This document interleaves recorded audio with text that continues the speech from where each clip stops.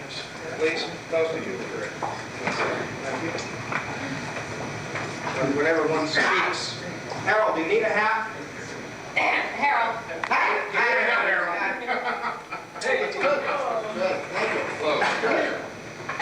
Don't smell too good then. Hey, look at that. Under my arm last night. Whenever we speak of this reverend organization, we must wear the appropriate garb. Now, well, he looks good. I know about him. Oh, God. We can have another drink, bartender. Here's Harold tuning up for a weekend of fun back at Howard Johnson. Now, a weekend of observation, that is. You know, this is the guys that get off and do the trip. Next one. And there is old little Harold back there stuck in the bus amongst his sweaty, feathery brethren. And the next one. Now, the Bird Watchers was a pretty competitive organization. Not only was Harold. Which one, Harold? It was a pretty competitive organization. And not only was Harold an up-and-comer within the company, but he was also an up-and-comer in outside activities. And I think Lee Smith, being a great bald eagle,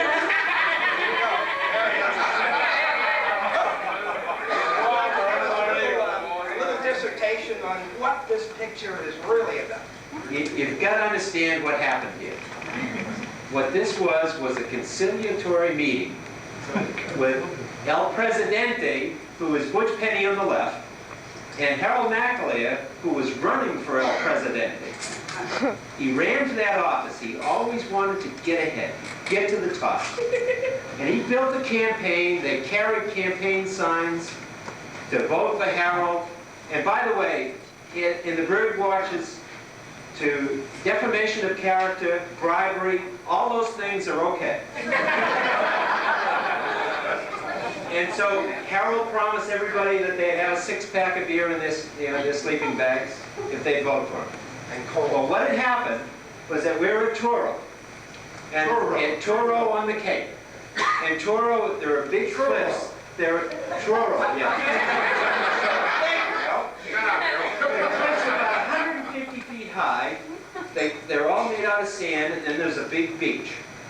Well, what had happened is that we're up at the top looking at this lighthouse, the 35 Bird Watches, and we looked down, and Butch Penny, in order to throw it over in his favor, had slid down 150 feet of cliff, which was all sand, and about the size of a football field, he marched a sign in the sand that said, "Vote for Butch." We had the election, and the way the election came out, it was 34-1. I'm not sure who voted one for Harold. But wait, twice. I want you to know that he demanded a recount. The problem is that they take the votes as soon as they're counted and burned, so you couldn't get a recount. And what's really missing here is the slide that would follow this, because what he did was he come up to Butch and he congratulated him like a true gentleman that Harold is. And he also thanked all of the people, the person that voted for him. And for those that didn't vote for him, was the next slide, which we don't have, he boomed him.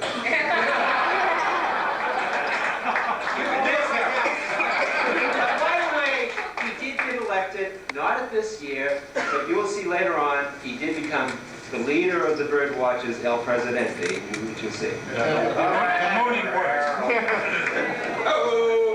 Now, these are the years that you lose, and so you have to hang around with us regular crows. You know, like he's on the clock watch, and I love Harold's knees right here.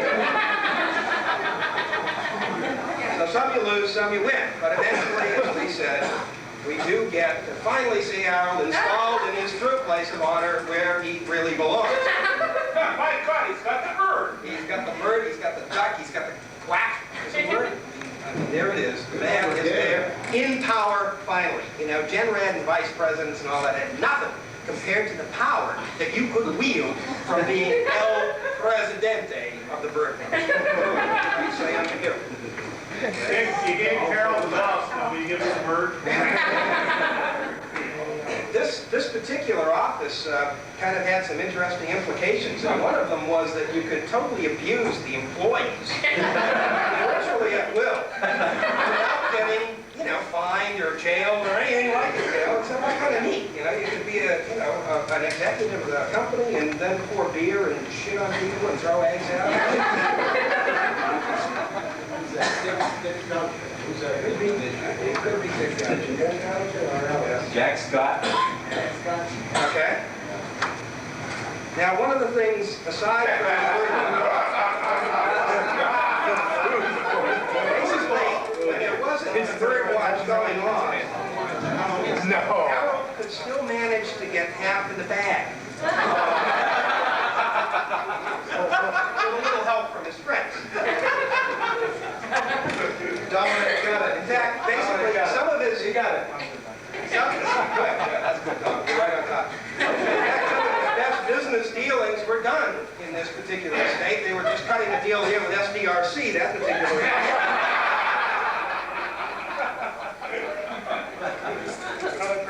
There were a few minor technical difficulties that we had to overcome with this particular guard with being half in the bag.